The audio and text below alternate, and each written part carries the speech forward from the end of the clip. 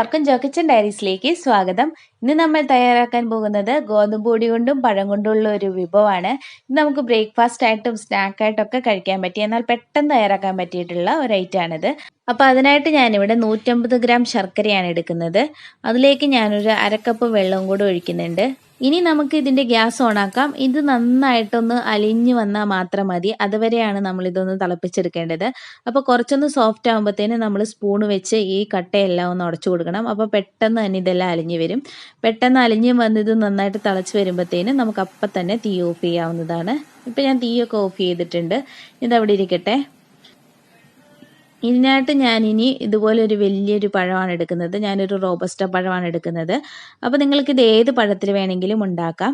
Robusta വേണമെങ്കിലോ ചെറുപഴം വേണമെങ്കിലോ ഏത്തപ്പഴം വേണമെങ്കിലോ ഒക്കെ ഏത് പഴം വേണമെങ്കിലും ഉണ്ടാക്കാം. ഞാൻ ആക്ച്വലി ഈ ഒരു വീഡിയോ സെയിം റെസിപ്പി തന്നെ ഞാൻ അമൃതം പൊടിയിൽ ചെയ്തിട്ടുണ്ടായിരുന്നു. അത് ഒത്തിരി പേർക്ക് ഇഷ്ടമായെന്ന് തോന്നുന്നു. ചെറുതായിട്ടൊന്ന് വൈറലായി. അപ്പം ഞാൻ വിചാരിച്ചു അമൃതം പൊടി ഇല്ലാത്തവരൊന്നും ആ വീഡിയോ കാണാൻ പോകുന്നില്ല. അതുകൊണ്ട് ഞാൻ ഇത് ഗോതമ്പ് പൊടിയും കൂടെ ചെയ്യാമെന്ന് വിചാരിച്ചതാണ്. അപ്പോൾ ഇതിലേക്ക് ഞാൻ ഒരു കപ്പ് ഗോതമ്പ് പൊടിയും കൂടി ഇട്ട് കൊടുക്കുന്നുണ്ട്. ഇനി ഇതിലേക്ക് ഒരു 1/2 ടീസ്പൂണോളം ഏലക്ക പൊടിച്ചതാണ് ചേർക്കുന്നത്. ഞാൻ ഏലക്കയും പഞ്ചസാരയും കൂടെ പൊടിച്ചതാണ്. അത് ടേസ്റ്റിനനുസരിച്ച് ചേർക്കാം. അതുപോലെ ഒരു നുള്ളു ഉപ്പും കൂടെ ചേർത്തതിന് ശേഷം ഇത് നമുക്ക് നന്നായിട്ടൊന്ന് മിക്സ് ചെയ്തെടുക്കാം. ആ അമൃതം പൊടിയുടെ റെസിപ്പിയിൽ വീഡിയോ ഇട്ടതിൽ ഞാൻ ഏത്തപ്പഴമാണ് ഉപയോഗിച്ചിരിക്കുന്നത്. ഇതിൽ ഞാൻ റോബസ്റ്റാണ് ഉപയോഗിച്ചിരിക്കുന്നത്. അപ്പോൾ ഇതിലേക്ക് ഞാനൊരു അരക്കപ്പ് തേങ്ങയും കൂടെ ചേർത്ത് കൊടുക്കുകയാണ്. പിന്നെ ഇതിലേക്ക് ആവശ്യമായിട്ടുള്ള ശർക്കരയും കൂടെ ചേർക്കണം. അപ്പോൾ ഈ ശർക്കര മുഴുവൻ ഒറ്റയടിക്ക് അങ്ങ് ഒഴിക്കരുത്. മധുരം നോക്കിയിട്ട് വേണം ഒഴിക്കാനായിട്ട്. ഇപ്പോൾ ഈ മധുരം ഇത് തന്നെ ഞാൻ ഫുള്ള് എടുത്തിട്ടില്ല. അപ്പോൾ നിങ്ങളുടെ മധുരത്തിനനുസരിച്ച് നോക്കിയിട്ട് വേണം ഒഴിക്കാനായിട്ട്. അപ്പോൾ കുറച്ച് ഒഴിച്ചതിന് ശേഷം ഇത് നമുക്ക് നന്നായിട്ടൊന്ന് മിക്സ് ചെയ്യാം. ശർക്കരയ്ക്ക് പകരം നിങ്ങൾക്ക് വേണമെങ്കിൽ പഞ്ചസാര വേണമെങ്കിലും ചേർക്കാവുന്നതാണ്. പിന്നെ അതുപോലെ തന്നെ ഉരുക്കി തന്നെ ചേർക്കണമെന്നില്ല. നിങ്ങൾ ഗ്രേറ്റ് ചെയ്ത് വേണമെങ്കിൽ ചേർത്താൽ മതി. ബാക്കി നമ്മുടെ ഈ കൺസിസ്റ്റൻസിക്ക് വേണ്ടിയുള്ള വെള്ളം കൂടി ചേർത്തൊന്ന് കുഴച്ചാൽ മതി. അത് അവരവരുടെ ഇഷ്ടത്തിന് എന്ത് വേണമെങ്കിലും ആവാം. ഇതിവിടെ ഞാൻ കുറച്ച് വെള്ളം കൂടി ഒഴിച്ചിട്ടാണ് കുഴച്ചത്. മധുരത്തിന് ആവശ്യമായിട്ടുള്ള മധുരം ഒഴിച്ചതിന് ശേഷം ബാക്കി നമ്മൾ വെള്ളം ഒഴിക്കുക. ഈ ഒരു കൺസിസ്റ്റൻസിയാണ് ഇതിന് വേണ്ടത്. അധികം ലൂസും അല്ല അധികം കട്ടിയല്ലാത്ത പോലത്തെ ഒരു പരുവം. അപ്പോൾ ഇത്രയും ശർക്കര ഇവിടെ ബാക്കി വന്നിട്ടുണ്ട്. അപ്പോൾ നോക്കിയിട്ട് മാത്രം ചേർത്താൽ മതി. അപ്പോൾ ഞാനൊരു ദോശക്കല്ല് ഇവിടെ ചൂടാവാൻ വെച്ചിട്ടുണ്ടായിരുന്നു. അതിലേക്ക് ഞാൻ ഒരു കൈപ്പിടിയോളം ഇട്ട് കൊടുത്തിട്ടുണ്ട്. പിന്നെ ഇത് നമ്മൾ കയ്യിൽ വെള്ളം നനച്ചിട്ട് വേണം ഇതുപോലെ ഒന്ന് അമർത്തി പരത്തി കൊടുക്കാനായിട്ട്.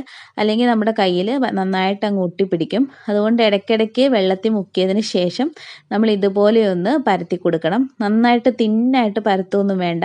ഇത് കുറച്ച് കട്ടിയിലാണ് വേണ്ടത്. അപ്പോൾ അതൊന്ന് നോക്കിയിട്ട് ഒന്ന് പരത്തിയെടുക്കുക.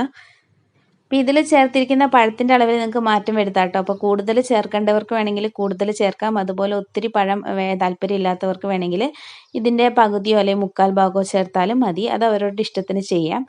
അപ്പോൾ നമ്മൾ ഇതൊന്ന് കുറച്ചൊന്നായി കഴിയുമ്പോഴത്തേനും ഇതൊന്ന് മറിച്ചും തിരിച്ചും ഇട്ടിട്ട് നമ്മളൊന്ന് വേവിച്ചെടുക്കണം. പിന്നെ നമ്മൾ ശ്രദ്ധിക്കേണ്ട ഒരു കാര്യം ഹൈ ഫ്ലെയിമിൽ ഇടരുത്. ഹൈ ഫ്ലെയിമിൽ ഇട്ട് കഴിഞ്ഞാൽ പെട്ടെന്ന് കരിഞ്ഞു പോവുകയും ചെയ്യും. ഉൾഭാഗം അങ്ങ് വേഗത്തുമില്ല. അപ്പോൾ ഒരു ലോ ടു മീഡിയം ഫ്ലെയിമിൽ ഇടണം. ലോ ഫ്ലെയിമിൽ മാത്രം ഇട്ടിട്ടും ഉണ്ടാക്കരുത്. അപ്പോൾ നമ്മുടേത് അത്ര സോഫ്റ്റ് അല്ലാതെ ഇത്തിരി കട്ടിയായിട്ടായിരിക്കും ഇരിക്കുക. അതൊന്ന് ശ്രദ്ധിച്ചിട്ട് ഒരു ലോ ടു മീഡിയത്തിൻ്റെ ഇടയിൽ വരുന്ന രീതിയിൽ ഫ്ലെയിം വെച്ചിട്ട് ഒന്ന് ഉണ്ടാക്കിയെടുക്കണം. അപ്പോൾ നമ്മുടെ ഇവിടെ ഒരട റെഡി ആയിട്ടുണ്ട്. ഇതുപോലെ തന്നെ നമുക്ക് ബാക്കി എല്ലാതും തയ്യാറാക്കിയെടുക്കാം.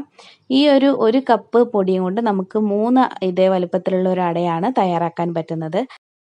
അതുപോലെ നിങ്ങൾക്ക് പഴമൊന്നും താല്പര്യമില്ലെങ്കിൽ ഇത് പഴമില്ലാതെ ഉണ്ടാക്കാൻ പറ്റുന്ന ഒരു അടയാണേ. പക്ഷേ എൻ്റെ ഒരു അഭിപ്രായം പറയുകയാണെങ്കിൽ നമ്മൾ പഴം കൂടെ ചേർക്കുമ്പോൾ അതിന് കൂടുതൽ ടേസ്റ്റാണ്. അത് അവരുടെ ഇഷ്ടത്തിനനുസരിച്ച് നമുക്ക് ചെയ്യാവുന്നതാണ്. അതുപോലെ തന്നെ ഓയിലൊന്നും ഇല്ലാണ്ട് പെട്ടെന്ന് തയ്യാറാക്കാൻ പറ്റിയിട്ടുള്ള ഒരു റെസിപ്പിയും കൂടിയാണിത്. അപ്പോൾ നമ്മുടെ അടയെല്ലാം ഇവിടെ തയ്യാറായിരിക്കുകയാണ്. എല്ലാവർക്കും ഇഷ്ടപ്പെട്ടെന്ന് വിചാരിക്കുന്നു. എല്ലാവരും ഉണ്ടാക്കി നോക്കണം.